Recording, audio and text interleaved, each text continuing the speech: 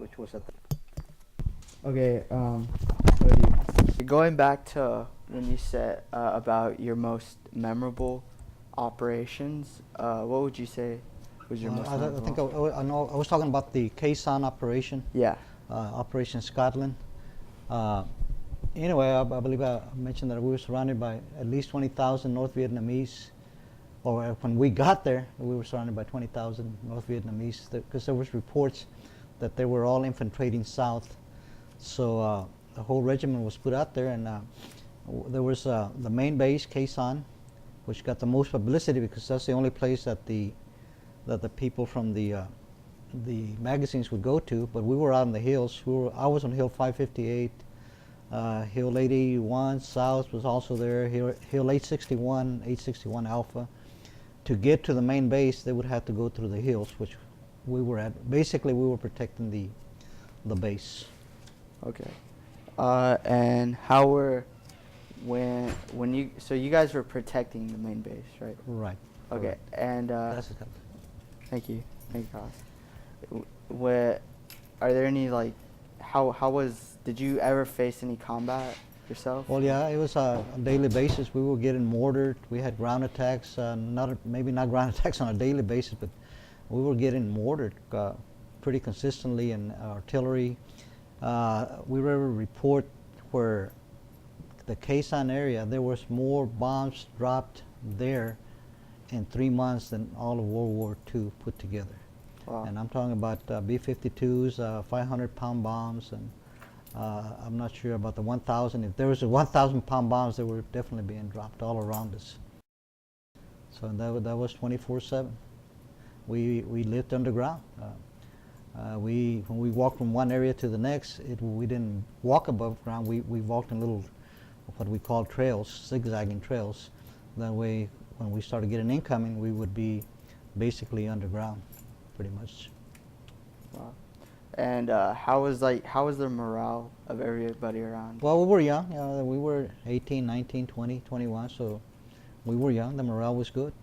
We were pretty healthy, pretty strong. We did without quite a bit. Of course, we didn't have any showers. We didn't have any restrooms. The only food we got was the sea rations, and depending on from where the wind was blowing, sometimes we'd get the sea rations from our helicopters. Sometimes the enemy would get the sea rations.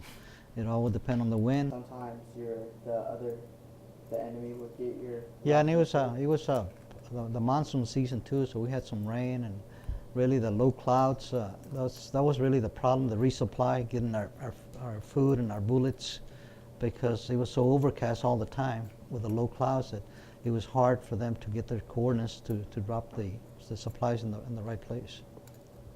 Wow. So how you guys received your supplies? It was by helicopter. By helicopters. Okay. Yeah. Once the monsoon hit, everything was airlifted to us. Oh. I mean, we couldn't go out more than 100 feet out because we didn't know what was out there, and it was like a jungle area. So you guys were underground, Mm-hmm. Protecting the main base. Yeah, we were, like I said, on Hill 558. There was some on 861 Alpha, Okay. and I think that meant the number either meters or feet up in the air. That's why they named them with numbers. So okay. And how long did that whole operation It lasted about 3 months. 3 months? We got there early January and left, I think, about the middle of April.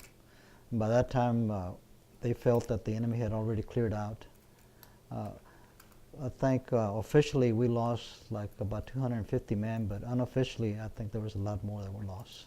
I know there was one plane that was shot down, so they didn't count that as being part of our killed because they were up in the air and not actually on the ground. So. And how did you feel about the whole operation? Well, we didn't know any better. We were young. We knew we were at war, and we just followed orders. Whatever came down to us from our lieutenants, that's what we did. How about we take a break real quick? Okay. We'll be back. Following that operation, which was, could you repeat the operation? Operation Scotland. Scotland. What would you? Oh.